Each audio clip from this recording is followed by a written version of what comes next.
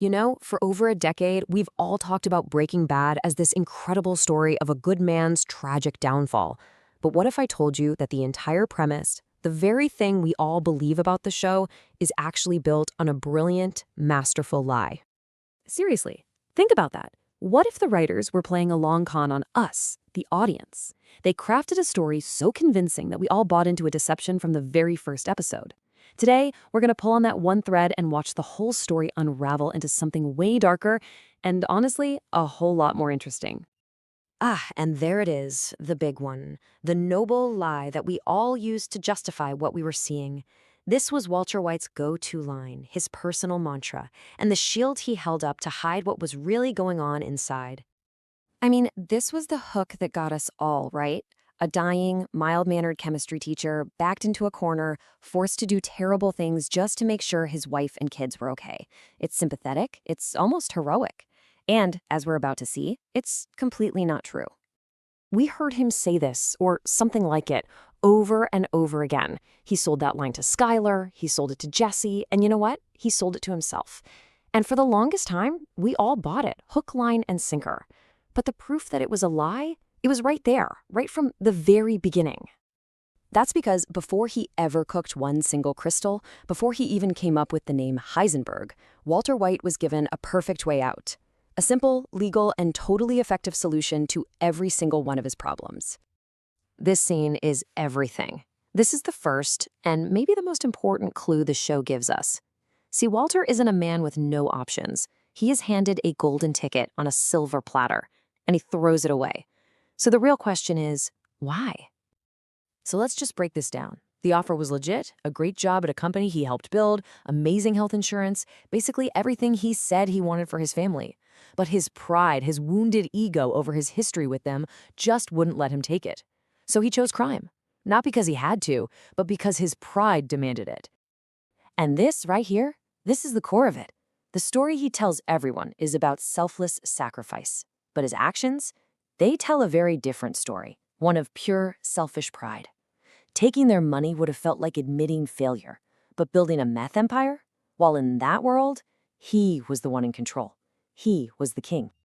And this becomes the real engine driving Heisenberg.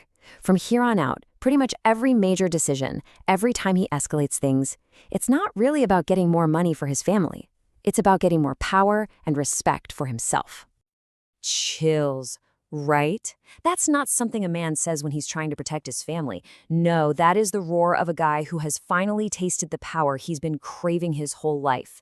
He isn't shielding anyone from danger. He is the danger, and you can tell he absolutely loves it. And the evidence just keeps piling up. I mean, think about it. Was it a good business move to fire the quiet, brilliant chemist Gale for the chaotic Jesse Pinkman? Of course not, but it was a power move. Was it necessary to kill Mike Ehrmantraut? No way. That was pure ego because he couldn't stand being told no. The empire had to be his and his alone. So for 5 whole seasons, this lie, the family man lie, just keeps going. But then, in the end, when there's absolutely nothing left to lose, the mask just completely comes off. And in one of the greatest scenes in TV history, Walter finally says the thing we should have seen all along. He knows it's over. He's about to die. There are no more schemes, no more lies to tell. And in this one moment of just brutal honesty, he gives Skylar and he gives all of us the one thing he's been hiding the whole time, the real reason. And boom, there it is, the entire show. Every murder, every betrayal, every single lie, it all boils down to that one chilling confession. It was never, ever about his family. It was about a man who felt small his entire life and finally found the one thing that made him feel big.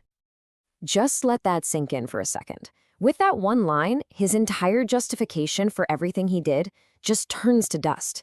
It completely reframes every single thing we just watched.